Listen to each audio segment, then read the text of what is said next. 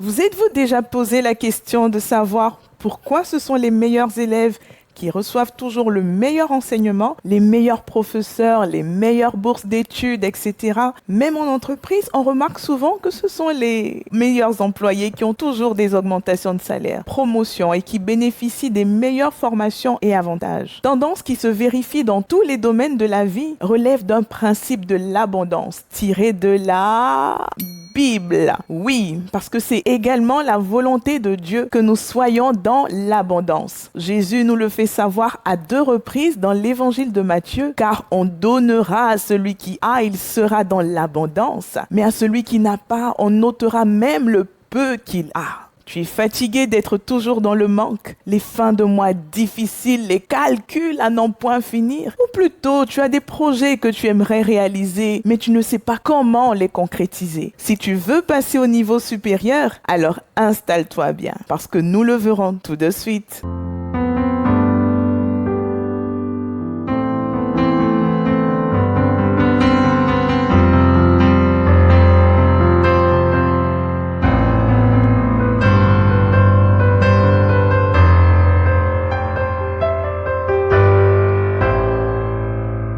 Bonjour, je suis particulièrement heureuse de vous retrouver aujourd'hui. Je suis Rachel Fonga, consultante en ressources humaines et je vous aide à retrouver du sens dans votre activité professionnelle, améliorer votre productivité et augmenter vos performances. N'hésitez pas à vous abonner à notre chaîne et activer la cloche de notification pour ne rater aucun de nos précieux conseils. Alors, le monde a tendance à mettre en avant ses références. Dans chaque domaine, il y a des champions, des experts, des hommes et des femmes considérés comme des héros, des personnes au mérite exceptionnel. Dans la plupart de ces modèles de réussite, la naissance du héros se passe généralement dans des conditions modestes et à force de courage et de talent, celui-ci se ferait un chemin vers la grandeur. On entend souvent dire « j'ai bâti mon entreprise avec seulement 20 € en poche » ou « abandonné de ma famille, je me suis élevé à partir de rien. Né d'une famille pauvre, aujourd'hui je suis multimillionnaire. » Et du coup, beaucoup décident de vouloir leur ressembler. On commence à s'intéresser à leur personnalité, leur mode de vie, leurs habitudes, etc.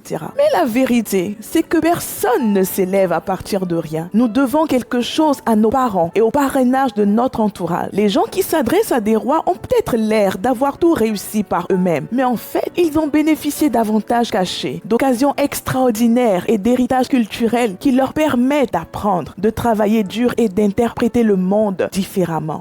Le lieu et l'époque où nous grandissons font une différence. La culture à laquelle vous appartenez, les héritages que vous ont transmis vos ancêtres, modèlent de façon inimaginable les scénarios de votre réussite. Vous n'avez pas choisi vos parents, ni la race, la couleur de votre peau, encore moins votre date de naissance.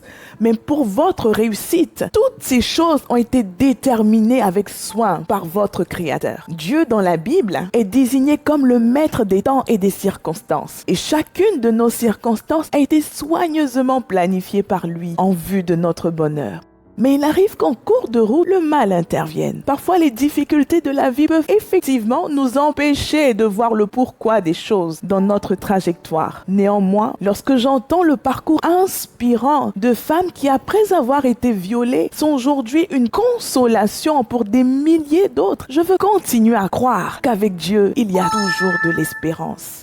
Pour les sociologues, la réussite est donc le résultat d'avantages cumulatifs. On parle de l'effet Matthieu, qui est un principe tiré de l'évangile de Saint Matthieu qui dit ceci. « Car à tout homme qui a, l'on donnera et il sera dans l'abondance, mais à celui qui n'a pas, même ce qu'il a, lui sera retiré. » Ce concept ayant été mis en lumière par le sociologue Robert K. Merton, il est capital tout de même de donner du crédit à celui qui le mérite, Yeshua HaMashiach, ou encore Jésus, qui est le véritable auteur de cette parole. L'effet Matthieu décrit donc en gros le principe selon lequel ce sont ceux qui réussissent, qui sont le plus susceptibles de recevoir le genre d'occasion qui mène à d'autres réussites.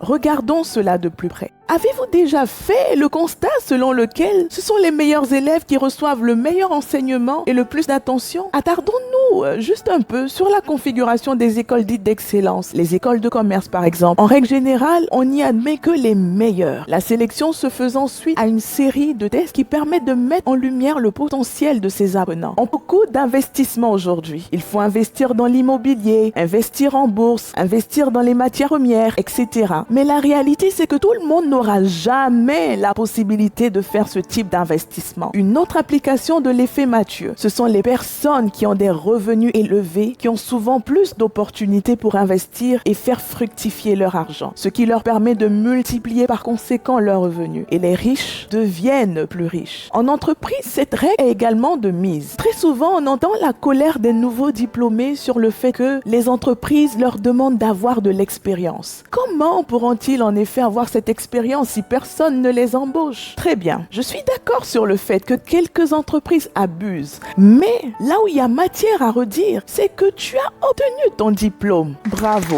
mention très bien même. 5 années d'études, mais sans un seul stage te permettant de valider tes acquis. Tu as un master, c'est-à-dire que tu es censé être un maître dans ta discipline, mais tu n'as jamais mis les pieds dans une entreprise pour ne serait-ce que voir comment se confronte la théorie reçue en cours à la pratique professionnelle. À ce niveau, c'est important de rappeler que l'entreprise est une unité économique dont l'objectif est de gagner de l'argent, ni plus ni moins. Pour atteindre cet objectif, elle a besoin de personnes qui lui apporteront de la valeur. Tu postules, tu déposes ton CV, mais au-delà du carton de ton diplôme, qu'est-ce que tu comptes apporter d'autre? Quelle est ta valeur? Quelle est la valeur que tu entends apporter sur le marché du travail? C'est de ça dont il s'agit. On te donnera du travail si tu as des compétences à proposer. On t'accordera une promotion si tu as fait tes preuves dans le poste dans lequel tu es déjà. On augmentera ton salaire si tu as des résultats qui dépassent les attentes. Il n'y a aucune raison d'être frustré. Pour recevoir quelque chose de plus grand, sois déjà fidèle par rapport à ce que tu as. Plus tu réussiras, plus tu seras susceptible de croiser de nouvelles occasions de succès. Rappelons-nous, on donnera à celui qui a et il sera dans l'abondance. Mais à celui qui n'a pas, on ôtera même ce qu'il a. Alors, il y a quelque chose d'assez intriguant dans le deuxième volet de ce principe. Vous êtes-vous posé la question de savoir comment peut-on ôter ce qu'il a à quelqu'un qui dit qu'il n'a pas, à quelqu'un qui dit qu'il n'a rien? Cela semble assez paradoxal, n'est-ce pas? Mais ça confirme juste le fait que nous avons tous reçu quelque chose de la part du Créateur. Malheureusement, trop de personnes sont dans l'immobilisme et n'arrivent pas à considérer ce qu'elles ont, tellement cela peut leur sembler banal ou plutôt assez abstrait. Nous verrons donc dans cette deuxième partie pourquoi c'est si essentiel de découvrir nos talents. Je vous donnerai également 4 conseils sur comment faire pour reconnaître les talents que nous avons. Pourquoi est-ce si important de connaître ses talents, ses compétences? Connaître ses talents revient à découvrir qui nous sommes tout simplement. Pour ceux qui ne l'ont pas encore fait, je vous invite à découvrir notre vidéo sur découvrir notre identité pour réussir en 2024 qui s'affiche juste là. Connaître tes talents te permettra en effet de trouver ce qui te passionne, d'orienter ton activité professionnelle en fonction de cette passion et t'épanouir dans ton travail et atteindre tes objectifs. Découvrir tes talents te permettra de mieux comprendre tes forces et tes faiblesses. Un des dangers de ne pas être conscient de ses talents est de faire des choses pour lesquelles nous n'avons aucune prédisposition. Se tuer à la tâche mais obtenir un résultat proche de zéro. Ce qui peut emmener le découragement, la démotivation. Vous savez, tout travail procure un profit. Mais lorsque l'on travaille et que nous ne produisons rien ou très peu, il est important à ce niveau de se poser les bonnes questions. Découvrir tes talents te permettra également d'améliorer ta confiance en toi. En règle générale, une personne qui se dit pauvre sera mal assurée et aura tendance à baisser la tête en se disant qu'elle n'a rien, qu'elle ne peut rien et que par conséquent, elle n'est rien. Sauf que dans notre cheminement, nous le voyons, l'homme a été créé par Elohim ou encore le Créateur, Dieu, et que celui-ci lui a donné des capacités extraordinaires. Connaître précisément ses aptitudes améliorera clairement notre assurance et favorisera certainement notre épanouissement, tant personnel que professionnel. Découvrir nos talents nous permettra également de pouvoir travailler de manière stratégique pour les développer. Effectivement, cela nous aidera à identifier les domaines dans lesquels nous excellons et à développer des compétences dans ces domaines. Ensuite, cela peut aider à déterminer les domaines qui nécessitent plus de travail et à développer des stratégies pour améliorer les compétences dans ces domaines. Alors maintenant, nous allons voir comment reconnaître ces talents. Nous avons reçu de notre Créateur des aptitudes étonnantes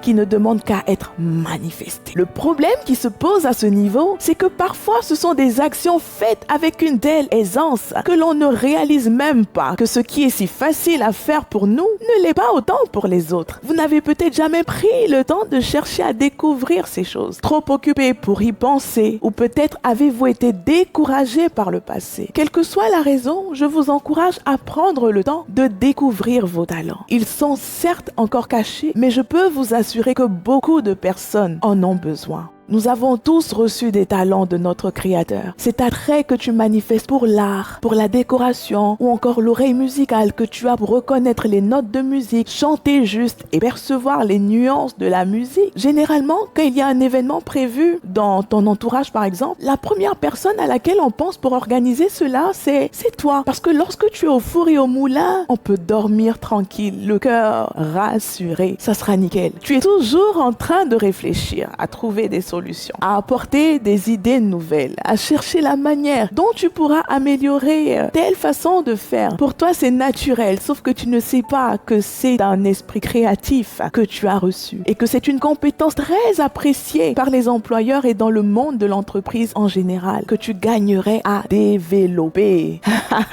Tu commences à comprendre, n'est-ce pas? Les talents, vous l'avez compris, ce sont des aptitudes naturelles, innées, qui demandent un bon sens de l'observation pour être remarqué. En règle générale, faire ces quelques actions pourrait t'aider à aiguiser ton discernement et reconnaître ces trésors cachés en toi. 1. Poser la question directement au Créateur. Poser la question directement au Créateur pour lui demander: quels sont ces talents que tu as mis en moi, mon Dieu?